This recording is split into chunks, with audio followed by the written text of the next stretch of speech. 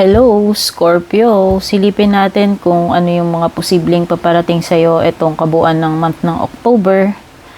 And kung hindi pa po kayo nakaka-subscribe dito sa aking YouTube, please don't forget to subscribe and pakitap na rin po yung ating bell icon para updated po kayo every time na mag-upload tayo ng bagong readings. At syempre, paki-like and follow na rin po yung aking Facebook, Instagram, and TikTok. Mag-send lang po kayo ng PM sa aking FB page kung interesado kayo mag-book or mag-inquire about personal readings. Yung link at details nakalagay po sa description below. So, alamin muna natin, Scorpio, ano ba yung overall energy mo itong whole month ng October.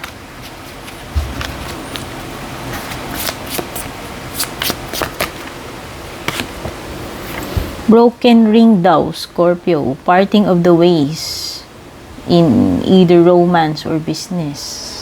So, mukhang merong paghihiwalay. Whether sa romantic relationship daw o kaya sa business.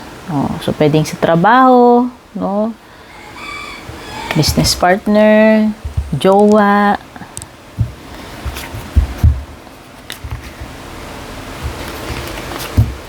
Sorry. Tingnan pa natin iba pang energies pala. Surrounding ito. Ilagay natin dito yung overall energy mo. Pwedeng mag-resonate po ito, pwedeng hindi since ito ay collective reading lang, no? So, kunin nyo lang ano yung mga tumutugma para sa inyo.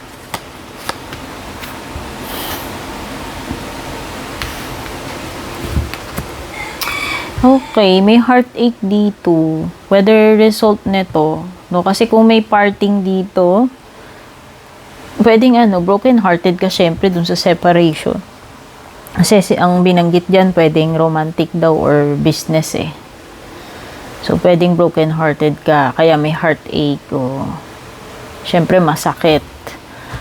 O pwedeng sariwa pa kasi kung itong October mangyayari yan, no? Siyempre, fresh pa yan. Oh. Heartache over what you no longer have. Kung ano man itong mawawala sa'yo. Yun yung cause ng iyong heartache. Coins. Money will be coming to you. Oh, may kapalit siyang pera. Oh, inaalukan ng pera. Ito naman October. May kaperahan na paparating sa iyo. At mukhang marami. Ayun, daming coins. Wait tuloy. Wall. Misunderstanding. Ay, oo. Oo nga, parang related. Kasi, syempre, bago naman magkaroon ng separation or parting, syempre, nauuna rin yung mga misunderstandings, di ba? Pwedeng yan yung pag-uugatan. Yung mga hindi pagkakasundo. Hindi nagiintindihan. Forces working against you. Yan, pwede may mga forces din na kumukontra sa iyo, no? Kung ano man itong mga forces na to, syempre mukhang hindi okay yan. Working, they are working against you. Kung ano man itong mga puwersa na yan na binabanggit ni Axe, Scorpio. So, pwedeng yung mga circumstances, hindi pumapabor sa'yo, no? Yung mga tipong ganun. Or pwedeng sabihin na natin, may mga tao na pwedeng they are working against you, no? So, hindi mo masabi. So, kung yun yung case, ang ibig sabihin nito, break up, separation, pwedeng doon sa trabaho mo.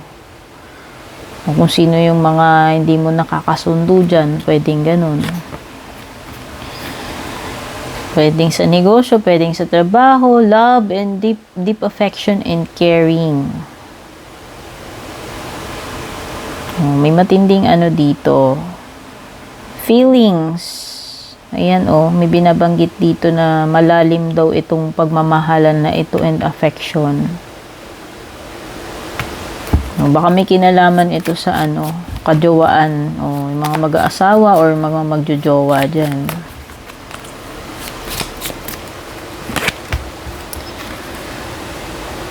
Pero kasi sabi dito either, okay. So, binanggit naman kasi dito, pwedeng hindi naman romance, pwedeng business or career din yung separation. So, ayan. Kasi kung meron kang love, deep affection, no? Pwedeng ang breakup is about sa trabaho, no? Pero possible pa rin naman magkaroon ng ng heartache and separation kahit na meron kayong deep love and affection. Kasi minsan nangyayari talaga yung mga ganyan, no? Good advice from a wise person daw o may aw. So, baka may mag-a-advise sa'yo or kung mismo manghihingi ng advice dito. And kung sino man yung tao na yung matichempuan mo, sinasabi naman, good advice naman daw yung ibibigay sa'yo. O, diba? So, at least, siya, reliable. Reliable yung advice or yung mag-a-advise sa iyo. Scorpio. Manipat talaga. Alam mo, ang dami mong coins. Ayan, to, 2 cards.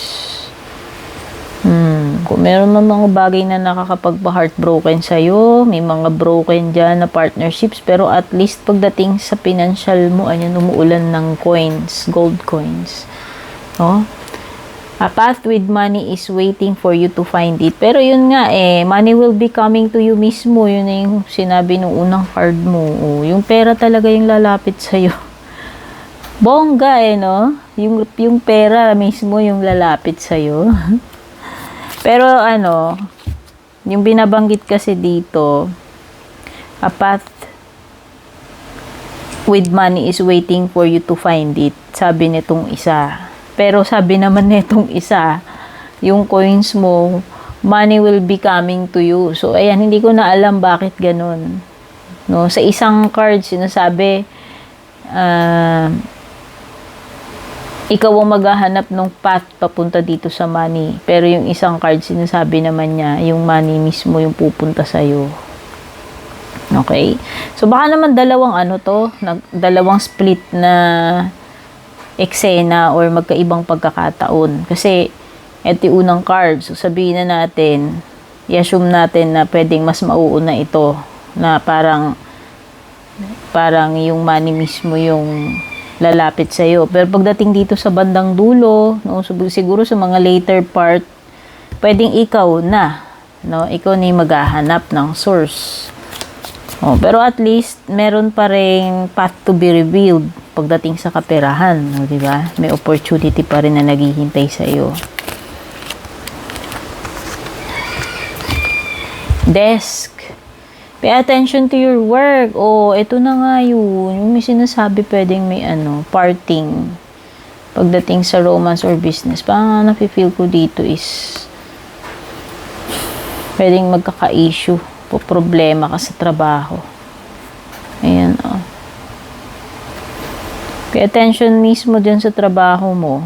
Whether kung sa ginagawa mo man yan, may patungkol sa kung paano mo gawin, kung paano ka magtrabaho, or mismo concern mo yung workplace. Hindi ko masabi, pero basta may kinalaman siya sa workplace or sa trabaho mo. Successful outcome to your problems naman. Okay? So, if ever na magka-problema ka, siguro mga dulong part na October, no? Magkaroon ka man ng mga dyan, challenges or problems, masusolusyonan mo naman, no? Pero ito ay mga by the end na ng October siguro, kasi ito yung mga early part, mid part, and last part ng October. So, yung heartbreak, pwedeng sa umpisa ng October, no?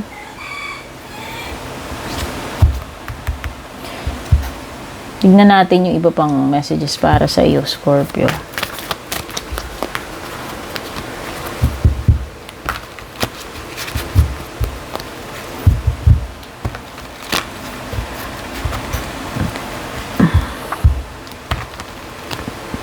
Pero pagdating kasi sa heartache, tugma siya dito sa misunderstanding kasi parehong sa umpisa Sabihin mo na sa first 2 weeks or sa first week, no? Yan dyan banda.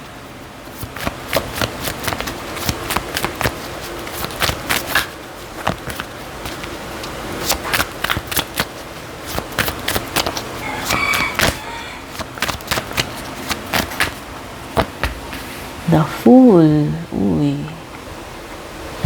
So, pwedeng wala kang kamalay-malay dito sa isang bagay na to.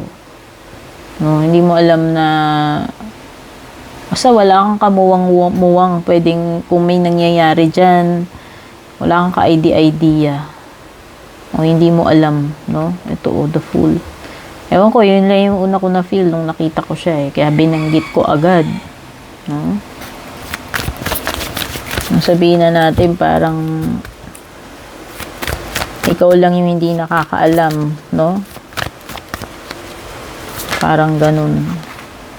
Hindi nila sinabi sa'yo, ganun. Hindi ka in-inform, no? Ace of Swords, you will find a solution to your problem, kagaya nga nung key. Okay? Maliwanag yan. Kung mahirapan ka man, pwedeng may challenging situation, pero maaano mo siya. Ma-overcome mo to with the Ace of Swords. You will find a solution. No?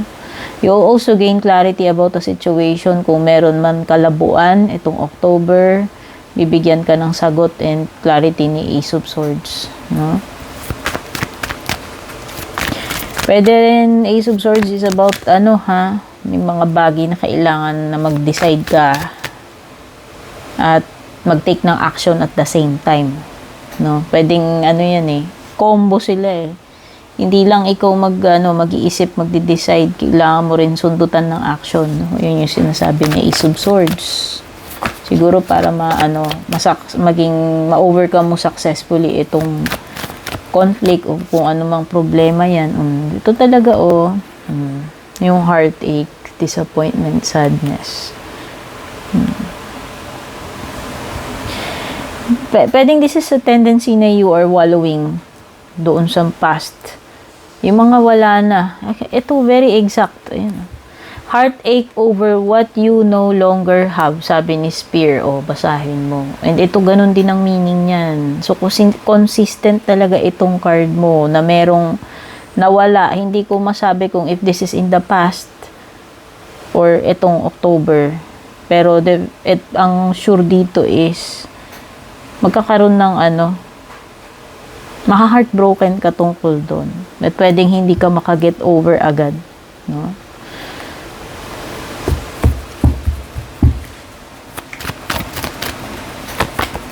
Star card, pwedeng may Aquarius energy. Don't lose hope, alam mo yon. Tama, tugma silang dalawa. Kasi kung may nawala man sa'yo dito sa Five of Cups, kagaya nito, no, parting of ways, o kung meron mang nawala sa'yo, you still have 2 cups left to start again. And yun din yung sinasabi ni Star card. Don't lose hope. No? Kumbaga, don't give up. Kasi may tsansa ka pa. Ayan, may naiwang 2 cups. May tsansa, may pag-asa pa. Pwedeng hindi mo to nare-realize kasi nakatalikod ka dun sa tsansa eh. Pwedeng hindi mo pa na nakikita. No? Pero eventually, marirealize mo din yan. No? So, hold on. Kumbaga, hang in there kasi yun yung sinasabi ni Star card na may pag-asa pa sa future. No? Hindi ka dapat mag-despair kagaya ng ginagawa mo dito. So, tingnan na natin yung love life mo itong October. Scorpio.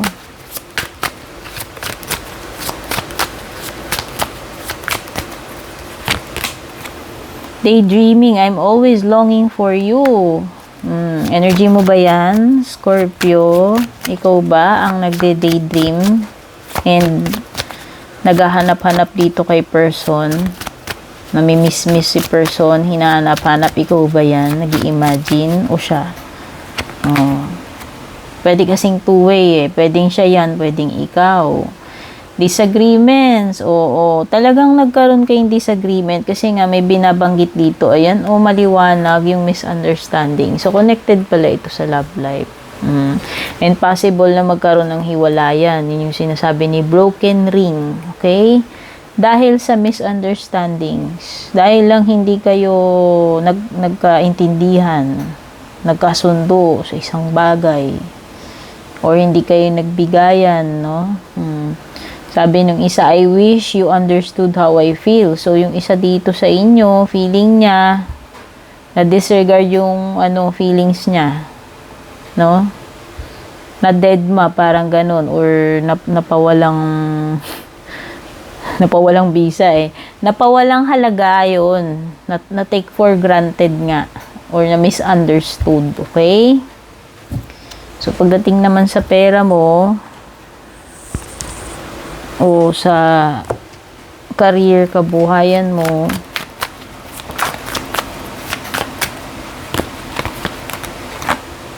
dress to impress.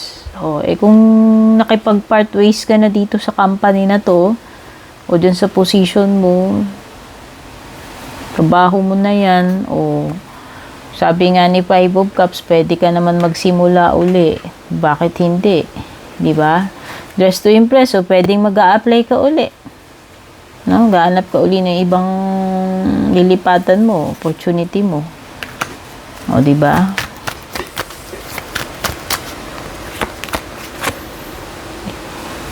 Okay. Entry level. Pwedeng papasok ka nga ng pwedeng magsisimula ka ng bagong work. Kung ito yung naging case. Kung halimbawa nag-part ways ka na dyan, tinapos mo na yung kontrata mo o nagpaalam ka na dyan, pwedeng papasok ka ng ibang trabaho. Kaya pala may the Fool. Pwede kasing magsisimula ka uli. Ayan yung pagsisimula uli eh. Ayan may sinasabi din about entry level. Okay? So, ito yung mga nakuha ko dito sa October reading mo. Maaaring paparating sa iyo.